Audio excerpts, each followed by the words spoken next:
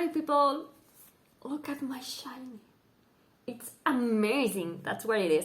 As you can see, it's Enchantée by Gita Trelease, and believe me or not, but it's like the fourth time that I try to do the review because I want to make this book justice, but I feel like I'm falling short. But okay, this is the cover, this is the UK cover, and I have to say that I prefer this one to the American one.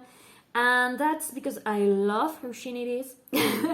I love that you have these little details here in the cover that are very important and have lots of relation to what happens in the story.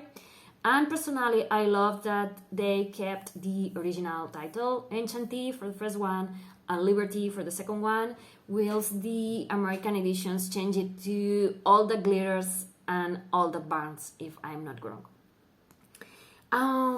This book is set in a historical moment, which is real, and it's in the court of Louis XVI and Maria Antoinette's Versailles.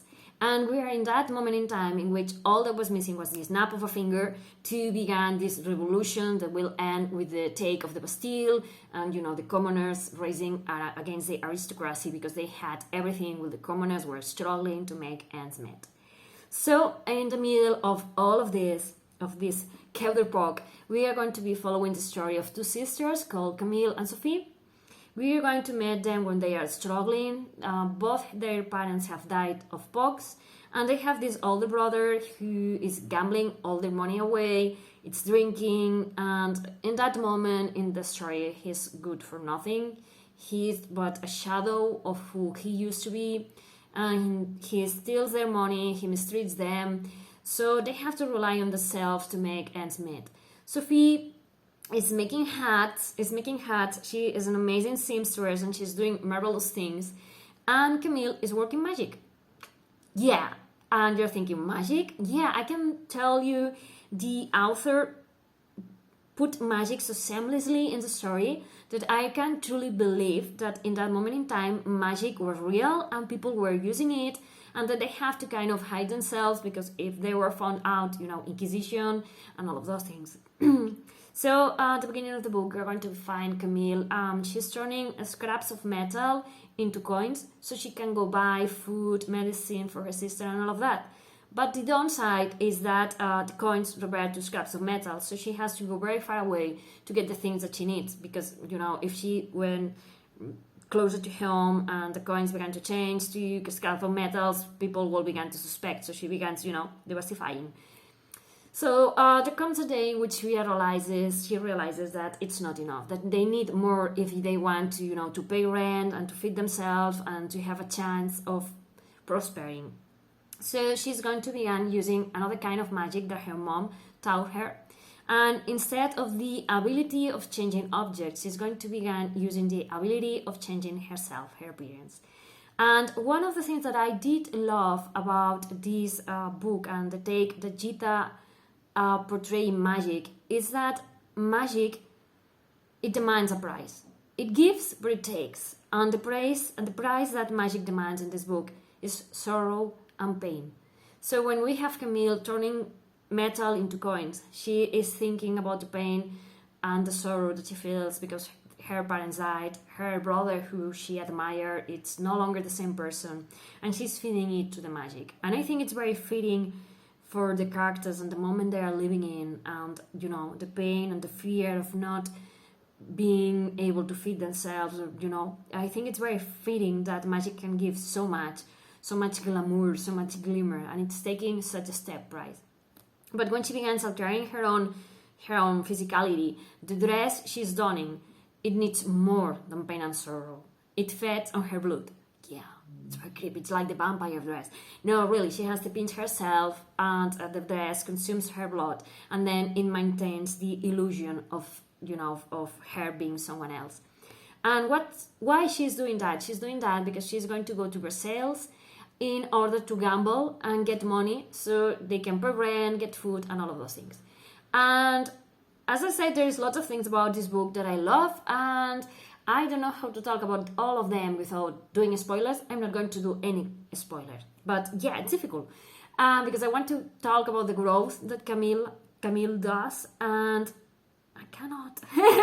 Yeah, I can, but I mean, it gets stunted because I don't want to tell you what happens at the end.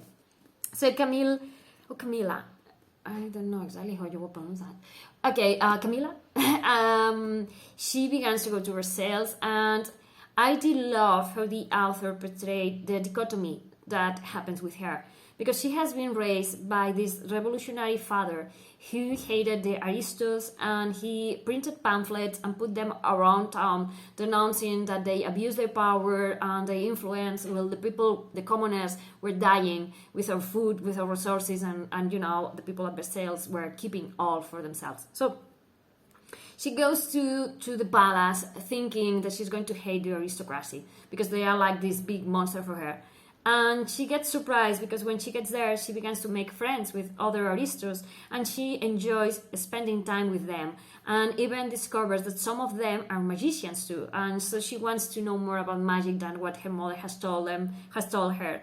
So, you know, but also she comes to realize that she likes forgetting who she truly is, how she struggles, the pain she's in, the fact that she has responsibilities like her sister, providing for them.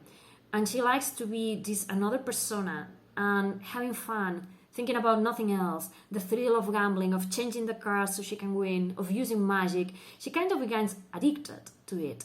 And I love also how this portrayal of addiction, it's portrayed here in the book, the idea that she's always telling herself, I'm going to stop next.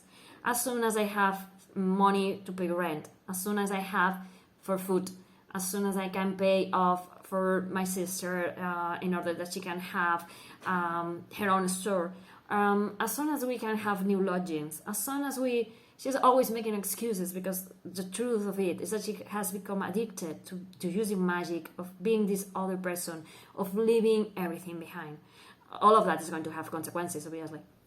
And also getting back to that dichotomy I was telling you about, there's moments in which she thinks, I am ashamed of what I'm doing. I'm lucky that my father cannot see me consorting with the aristocracy and enjoying this when I'm supposed to be hating that, because I am one of the unlucky ones, and the only reason I'm here is because I'm using magic and I am altering my appearance because I wouldn't be fit to be here.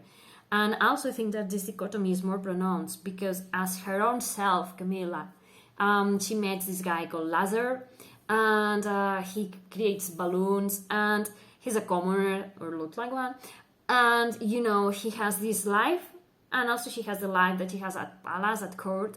And yeah, it's like, okay, I'm keeping secrets, because when she's at palace, she's this Baroness, she's another personality, another, you know, and all of that. As I say, it's going to be, you know, it's going to be coming back for her. So I'm not going to say much more about the plot. Let's just say that there's going to be other magicians, there's going to be good people, there's going to be bad guys, and yeah, it's going to be amazing to see how she manages to, you know, to I have to say that I did love that she has, the author, Gita, has created this amazing world inside this real world. As I say, I love the use of magic, of what magic asks in return for its use. I love the characters. All of them are so amazingly fleshed out that if I was told that they were real, I will believe it. As I say, I love Camilla the most because she allows us to see different things. How she's struggling because she has lost her family, and the only member she has to feed, but the other member of the family, it's lost and it's no longer the person they used to know, and it hurts her. I love how she feels like she has to protect her sister, and she has to shoulder everything, and she has to find a way of taking care of both of them.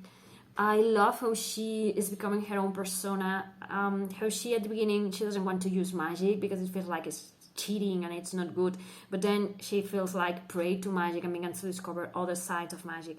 And I love the growth that she has, and I'm not going to say much more because you have to read the whole book. I love that we have this criticism of society in this book in the form of aristocracy having all the power, all the money, all the food. All it takes is an accident of birth, so you can fall in one side or on the other side.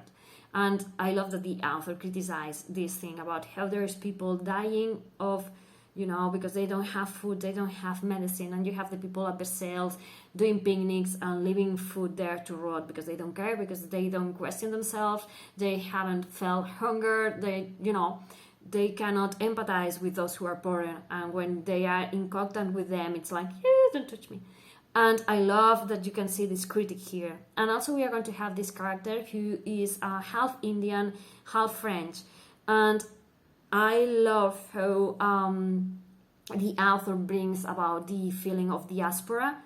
When you are a child of both worlds, but you feel like you are a child of none, because people ask you, in that case, they ask him to be fully French, whatever that is, because he's French, but he is half Indian, half French. He cannot be wholly French because he's, as I say, a child of two worlds. And I love that we also have this criticism about racism and about these people who look different than us, or or feel different than us. And I love that we have this criticism that it doesn't matter who you love, it doesn't matter how you look, it doesn't matter where you come from, you are not less than, you are just perfect as you are.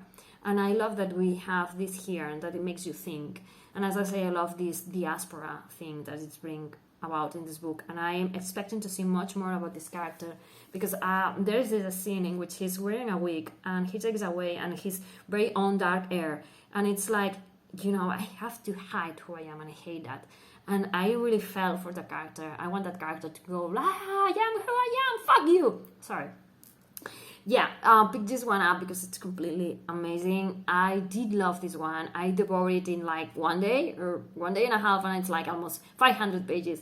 So yeah, go pick this one because it's amazing. And also, if you like books about girls who know how to take care of themselves, it doesn't mean that they cannot love, because she has love interest, but she knows that if someone has to save herself, it's going to be herself. So yeah, if you'll enjoy all those things in books, pick this one because it's amazing. So thank you for watching. Bye.